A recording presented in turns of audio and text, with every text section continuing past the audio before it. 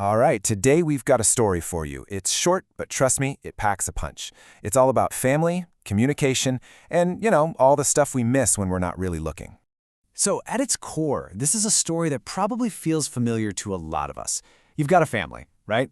They gather, they eat dinner, and everything looks pretty normal from the outside. But, well, you know how it is. There's always something going on just under the surface. Something nobody's really talking about. And that's really where this story gets you. The biggest lesson here, it isn't something that's screamed from the rooftops. Nope, it's delivered in total silence. It's one of those things you only really get when everything else goes quiet. Okay, so let's get into the first part of our story. It all starts with this nightly routine and a glaring absence. It's a look at how a family can start to drift apart, even when they're living in the same house. So, try to picture this, right?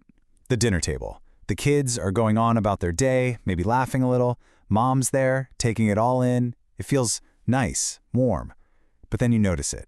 Every single night, there's this one chair that's just empty. It's like this silent alarm, reminding everyone of who's missing. And yeah, that's the father's chair. And this is where things get really fascinating, because you're looking at two totally different worlds living side by side. From the family's point of view, the story they're telling themselves is he doesn't care anymore, or he's not the same person, they feel neglected. But then, there's the reality they can't see.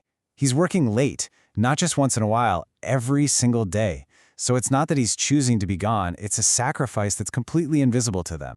Well, something like that can't stay quiet forever. Eventually, all that bottled up resentment just boils over. And it's the youngest son who finally cracks. He just blurts it out, the one thing everyone's been thinking, but nobody dared to say. That unspoken agreement to just ignore the empty chair, it's broken. All that tension finally has a voice. So, how does the mom react to this outburst? Well, she doesn't fight back. She doesn't try to explain anything.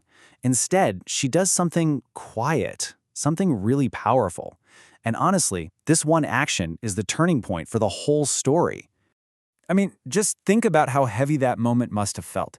There's no yelling, no big speech. She just calmly places a full plate of food in front of that empty chair. That single act says it all, doesn't it? It says, "We see that you're not here." It says, "We're still saving your spot." And it's a silent lesson that lands with everyone sitting there. Okay, so now the camera kind of turns. That message, sent so quietly with a plate of food, well, it's about to be delivered. And for the father, the silence he's been leaving behind is about to get very, very loud. And here's the brilliant twist. A few days go by, and one night, the father actually makes it home early. He's probably expecting to walk into the usual family noise, right? But instead, it's just quiet. The table is empty, the house is empty, and sitting there, all by itself, is one single plate of food. The very thing that represented his absence is now the only thing there to greet him.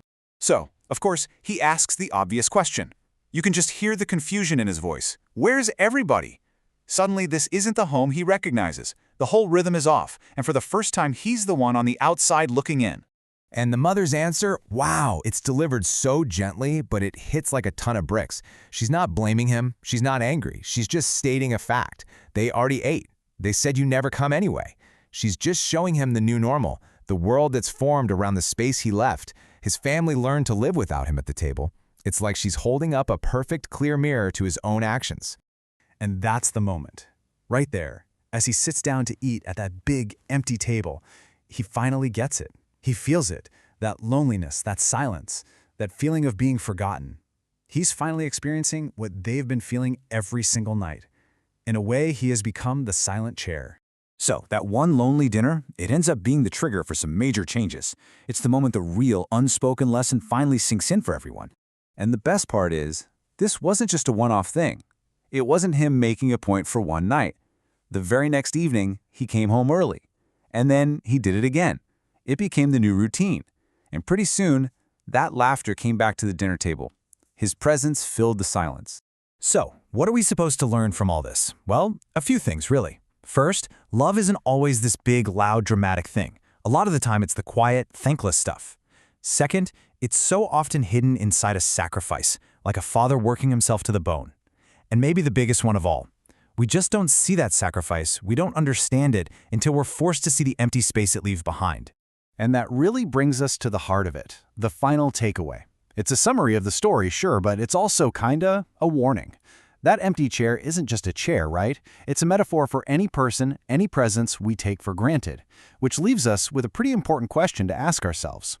Are we actually seeing and appreciating the people who are in the chairs at our table right